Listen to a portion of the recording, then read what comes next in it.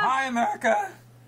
Welcome to Angel in the Wiz. Welcome to Angel in the Wiz, where all things are relative, or something like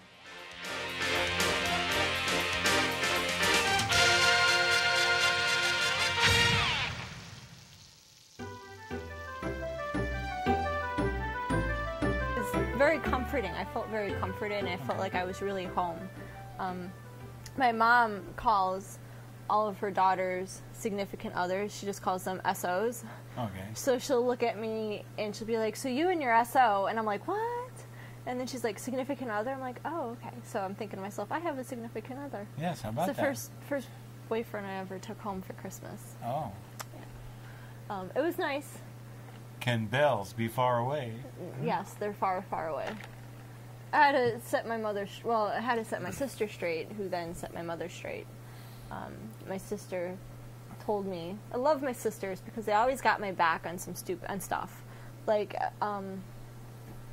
you know, they know when... Older or younger? They're younger. Okay. They always have my back. I don't always have their back because sometimes I need to let them... Right. You know, you need to let them fail and then pick them up.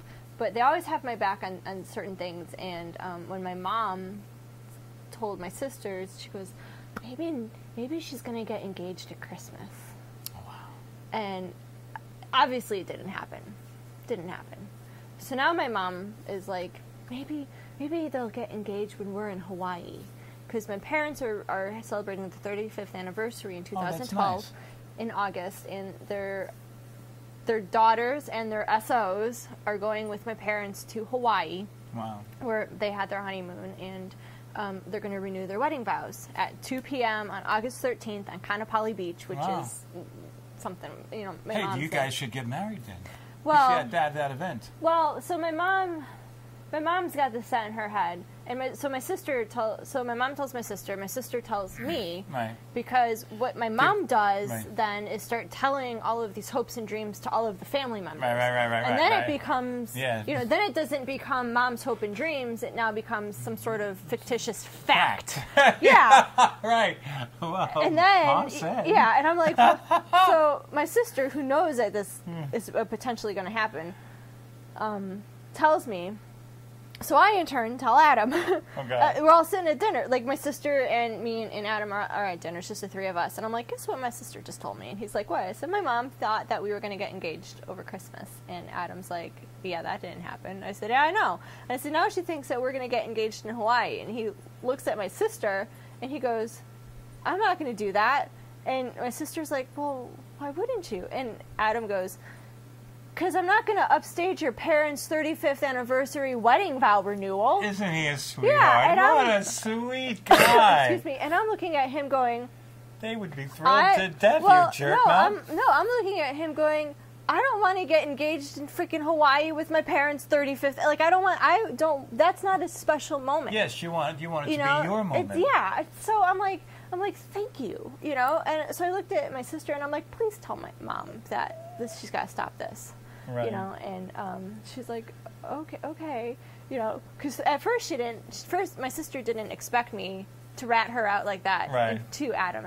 And so then all of a sudden my mom is like, she's backed off on everything. I'm like, so I have to call her up now and be like, you can't start saying stuff. Like, trust me. You will know. Right. I will let you know. When it happens, you will know. But isn't that I'm so assuming sweet? He would talk to Dad first. Do you think he would? I think he would. Is he that kind of guy? I think he's that kind of guy. But wasn't that sweet? That's the way he said that. I'll see you in a little bit. I'll see you in a little bit. And then what was even sweeter was, he goes, anyway, it's not like I have the money to get a ring now. And I'm like, see? And then I'm like, oh, he's talking about a ring. No, but. Yeah, anyway. but this also tells me that he's much further down that road than you thought. He's much further down that road than I am, I think. Yeah, but you girls have an uncanny way to catch up really quick. Right, well, but there's other issues. There's financial issues, because I'm not financially stable. Right. And then add to that, there's the issue of the cats, which haven't really been brought up again. Right. After that one conversation that was like, you know, I'm not getting rid of him for you. Right. Done, period. And so he's kind of backed off of that. Did I tell you what he got me for Christmas? No, you didn't. He got me a cat tree for Christmas. Oh, yeah? Yeah. Oh, that's great. Do the cats love it? They're still getting used to it because it's a new piece of furniture. Sure. But No, once they get into it, boy. one of my cats, Gato, the crazy one, jumps all around on the bottom part. Right. I'll see other cats laying on the bottom part, or sometimes there's a They tunnel. haven't started climbing up yet? Not well. One of my cats did today, and the one that's got the bad leg Right. found a way to get onto the middle. There's 3 levels. There's like a small bed, a big bed, and then there's like a tube, and then there's the floor. Okay. And he found a way to get onto the big bed, like the second Right. level. And so I was very thrilled. I called Oh, him up. I was like, shit. Manny's on the The- cat tree. And he Yeah. got there all on his own. Oh, yeah. I mean, but that's, Excuse me. no, yeah. But anyway, just as an observation, you let these things go. They move at their own pace. They do, move at yeah. But Oh, just what I see from out here, Well, then yeah, my because mom. his answer, which was, I'm not. I going wouldn't to- want to overshadow Yeah. something else like that, was not only was it, and you know something too, I bet it was? I bet you it was honest. I don't think Adam's a phony. I think No, I he's think he's a not. pretty straight up guy. It's just easier for him to be straight up, you know what I mean? So then we'll add to this now. We're driving back, and it doesn't snow while we're up there, but the morning we wake up to drive back, I swear it was a blizzard. Everyone's like, oh, it's just a snowstorm with 2 inches of snow. I'm from Florida driving in snow. This is not in my new car. You drove up? You drove we there and drove back? up and we drove Oh, back. that's yeah. cool. So it's supposed to be like a 16-hour trip. Right. Turned into 19 hours because we were stuck doing. We could only go so fast Sure, in of the course, snow, of course. and it's dark out, and then we got stuck with. Then after the snow stopped and we cleared the snow, Right. then there was all the tow trucks and state troopers who were pulling people out of the ditches, so traffic was coming to a slow down and standstill. So I'm like, yay, the roads are clear. Why are we stopping? Right. And then we got stuck in some rush hour traffic. I mean, it was just the longest. It was a frustrating trip back. And not frustrating because company was bad. It was just frustrating because of the road to driving traffic conditions. situations, yeah. But so then, anyways, as we're driving back, he and I both get this text message. Because I had given him I'd given my mom his cell phone number Right. a while back. And so my mom sent both of us a text message that's like, oh, I'm so glad you both came up. And Adam, thank you for loving her because she's waited so long for someone special. Oh, thanks, and Mom. thank you for loving Adam. And I was just like, and I'm like, Is there any place I can go hide? yeah, I'm like I just wanted to send her a message back going, what is wrong with you? Like, just stop, like stop. She means she sent the same text message to you both? Yes. To you both? Our phones go off at the same time. Oh, God. And I open it up and I see it's from my mom. And I just clicked on it and I didn't read it right Right, away. I right. just saw Adam's name in it. Right. And then I saw him reach for his phone. And I said, did you just get a text message from my mom? And he goes, yeah. And I'm like, oh, okay. Then I pull mine back out and start reading it because I'm Right. like, she sent it both of us. And I'm just like, oh, stop. I love my mother. But, like, Mom, if you're watching this, stop. That's too cute. So, but we Wow. had a nice Christmas. It was the all the extended family came in and got to meet everybody, and Right. I got to meet everybody, and it was nice. It was really nice. Well, Very comfortable. And then we went to Chicago on Monday, Okay. the day after Christmas. We Right. went to the city. He had never been to the city before. I don't think he's ever been to any major metropolis areas. He said he had been to New York City once or twice, and that was it. And he's from Right. upstate New York, so Right. it was a pretty big deal to go to Chicago. And I, having lived near Chicago all my life, but moved out of the city right before I got my driver's license, I'm not very familiar with driving in the city. Right, gotcha.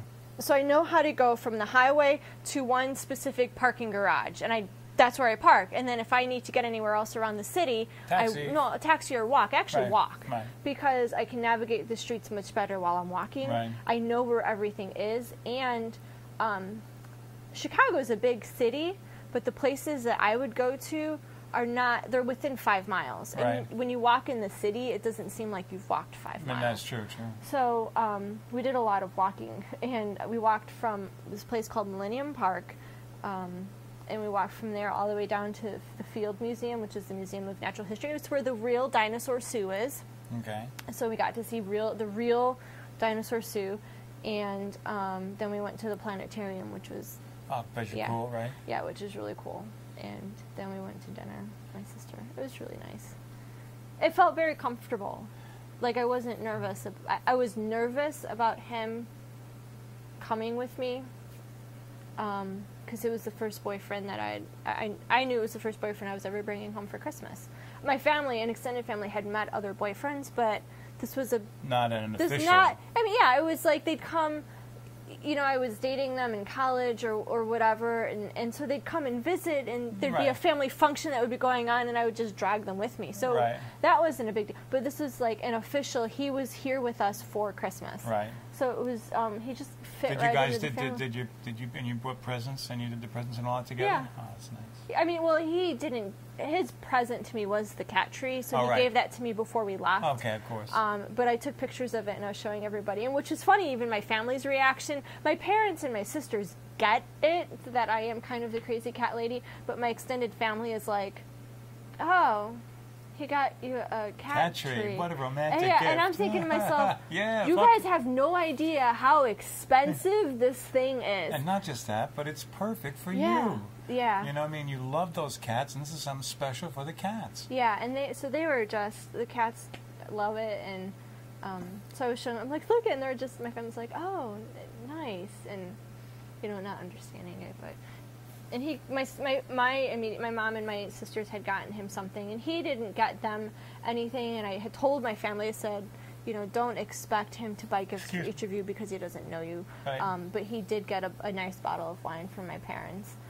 Which was sweet, but they got him. They did some espionage. They called me up. What does he like?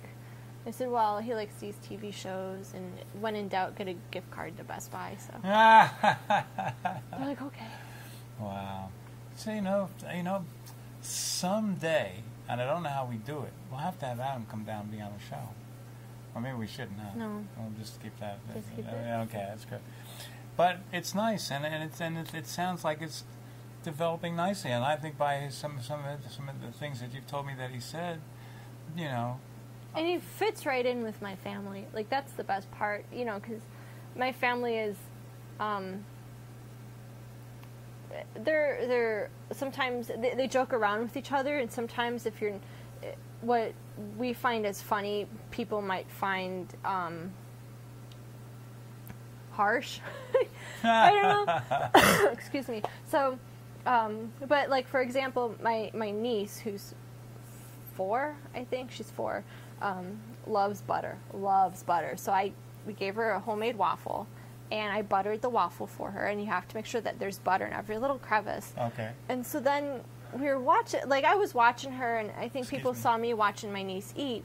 And what she was doing was taking her finger and digging out the butter from the crevices and putting it in her mouth. And then she was eating her waffle. And so I'm watching this, and I'm like, I tell Adam, I'm like, watch Rebecca. And then my mom was looking at, like, so we all, now we're just kind of watching her because we're intrigued by this behavior of a 4-year-old. And she's very methodically scooping. And so then she scoops one up and she doesn't put it in her mouth. She goes up her nose. Oh, yuck. Was it a mistake? I don't know.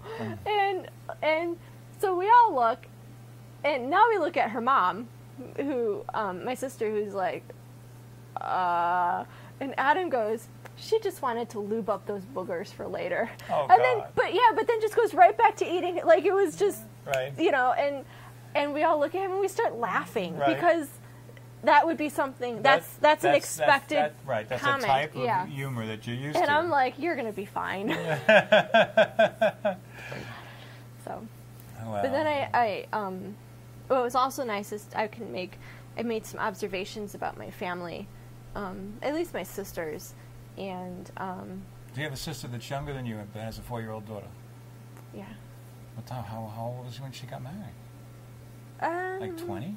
No, she's 24. She's 24 now. I'm 31. She's gonna be 29. Oh, okay. And the other one's gonna be 27. Okay. Yeah, we're about a year and a half apart. But so my sister with the children and her husband, they love each other. They truly love each other. I don't doubt that. They work a lot. Their jobs are. She's a branch manager at a SunTrust bank up north, and he works in the crime division of Home Depot. The loss prevention, but it's not like stealing screws. It's like the scams where right. he was telling us about how there was a guy that would, do UPC switching and put like 15 things, hand somebody one with a cheaper UPC on it, and right. say, I got 20 of these, and then go to another store and return them and get a store credit.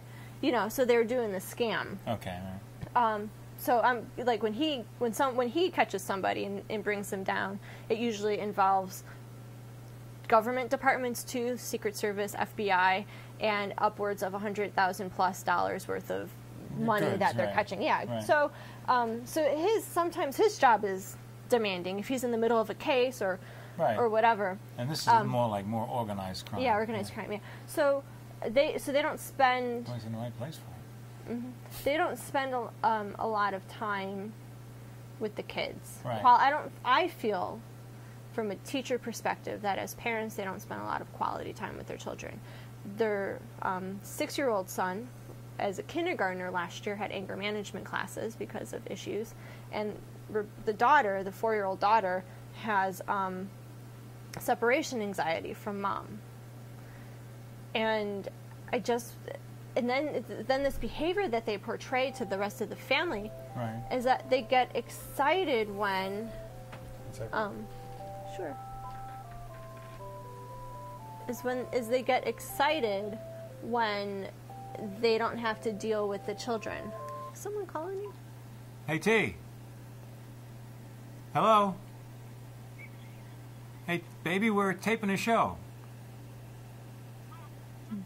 No, don't be sorry at all. But I just wanted just so the people that are watching the Put this show, in the show too. You're part of the show. Here, say it again. Okay. Now I'm gonna go. I'm gonna go finish, and I'll give you a call when we break. Bye. She says, "Hi, Natalie." Hi. So, so they have this they portray this like the excitement that they can't wait to not be around their children. Right. Like I mentioned that we're all going to Hawaii. Well, the kids are not going to Hawaii, and they're all like, "Well, what do you mean you're not booked yet?" My sister and her husband, and I'm like, it's financially not a priority at this moment. Like, I've got some other issues I have to tend to. Even my mom and dad are like, why are you all like, I just feel like they try to, they'll say things like, oh, you're going to go play with Auntie Natalie for a while? Great, we're going to go out to dinner. And I'm like, no. I'm going to play with them for 5 to 10 minutes, and they're going to get bored with me, and they're going to want mom and dad. I am not babysitting your children.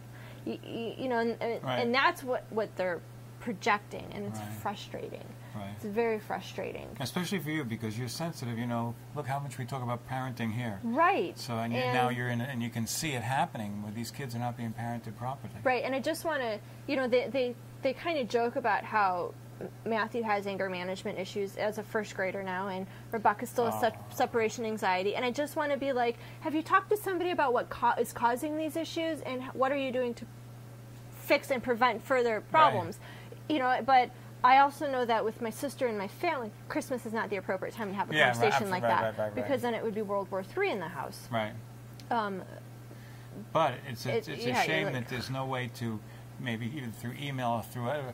I'll have to call her. I'm going to call her probably in the end of January. Because the fact of the matter is this: if he's having anger management problems in first grade, It's started in kindergarten. Okay, and what I'm telling you is it's only going to get worse. Yeah. And if you don't nip it now, yeah. you're not going to be able to deal with it later on because it's supposed to be such an ingrained pattern that he'll rebel to you reaching out to him then. Yeah. You got to get in there right now. And then here's some of the things that I don't agree with. And even what was nice is that I pointed these things out to Adam, you know, in the evening when it was just the two of us, and he was like, you know, I noticed that too. And Santa brought my nephew this Lego cargo train thing, and it's a remote control train on tracks, and you have to put everything together. And the day after Christmas, Matthew wanted to put it together. Well, his dad was going to help him. Well, his dad had to take care of some business stuff first. So I sat with Matthew, and my role in this, because Matthew's learning to read and he's really a brilliant kid, is but to help contain the small pieces, I just kind of was like the organizer. Matthew had the book. I would take the pieces he needed. He had to put them together, and then he'd be like, "Okay, we're ready for step 2." And I'd look, and I would just kind of double check the work too, because I know from experience that sometimes it's confusing. And then we ate breakfast, and then after breakfast, Matthew and Dad were going to go finish putting the train together. Well, I go up, take a shower, I come back down, and the Matthew and Dad part of putting the train together was Dad putting everything together, telling Matthew, "Oh, wait a second, hold on, honey." And I was so frustrated. And even Adam was like, "I can't believe he's doing that." And I'm like, that's the teacher inside of you coming out. Like, and that's also that's a demonstration of what the problem is there. Because they're really not interacting. Yeah. No, and then the child, well, see, and where does that come from? That comes because there's no manual. These kids do not come with, how do you be a parent? Right. Just too many people that don't know. My aunt, she's my godmother as well, she was telling me about some issues that her son is having with school. Okay. Her son is having some issues with school. And they're not bad issues. He gets very easily frustrated if he doesn't understand something right away. Right. And I watched him. I said, "Oh, okay." She tells me this. And so I just kind of stepped back and I watched him interact with everybody. And he's 9 or 10 or whatever. And I looked at her and I said, "You need to go have him tested for gifted." And she goes, "Well, he's really smart." I said, No. You need to have him tested for being gifted. Because that is considered in some aspects a learning disability. Yes. Because when you have a child with gifted behavior, they might be brilliant in one aspect, but because that's so heightened, it'll decrease everything else. There's certain behaviors that go with it. Right. You know, some of it is accidentally or not unknowingly classified as an OCD, or it could be anger management, things like that. And I'm like, you need to have him. Yeah. OCD means what? Oh, obsessive compulsive disorder. Okay. Yeah, and you know, I said, so you have to go get him tested. I said, you as a parent have the right to go to the school and request that your child be tested for this, and they'll have to comply with it. And she says, okay, and then he had this issue. My cousin had this issue with, I don't know what it was, but he freaked out, and then I got him to calm down. Collectively, the three of us had gotten him to calm down. And my aunt goes, "Thank you for helping me." She goes, "Under normal circumstances, we wouldn't be able to get him to calm down." And I said, which is another typical behavior. I said, "You need to get him tested." And she's like, "Okay." I said, like that incident right there yes, the demonstration screams to me right. There's something wrong and needs to be tested. Okay. So, now, anyway.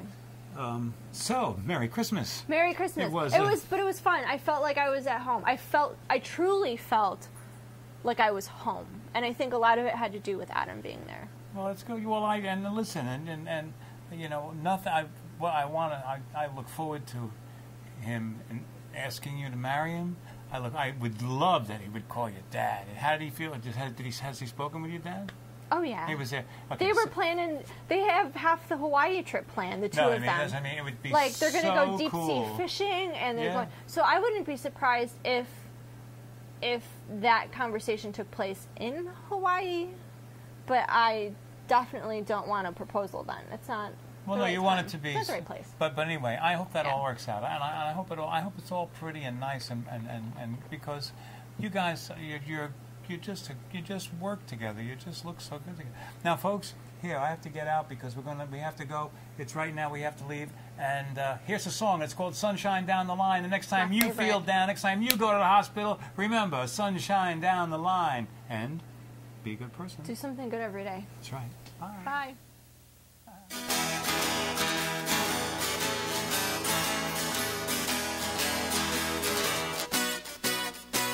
Well, sometimes when the chips are down for people that you know, you try real hard to lift them up and try to let them know that there's sunshine down the line,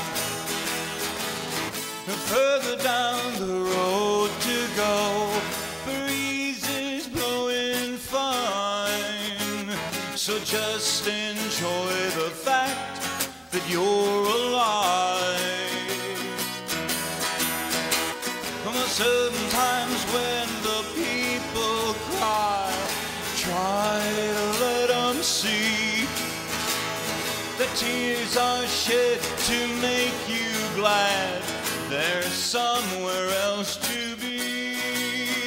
There's sunshine down the line and further down the road to go. Breezes blowing fine, so just enjoy the fact that you're alive. And don't behave on cloudy days by running away. Hey, stand up and let your hair down and get it wet and chase the clouds away.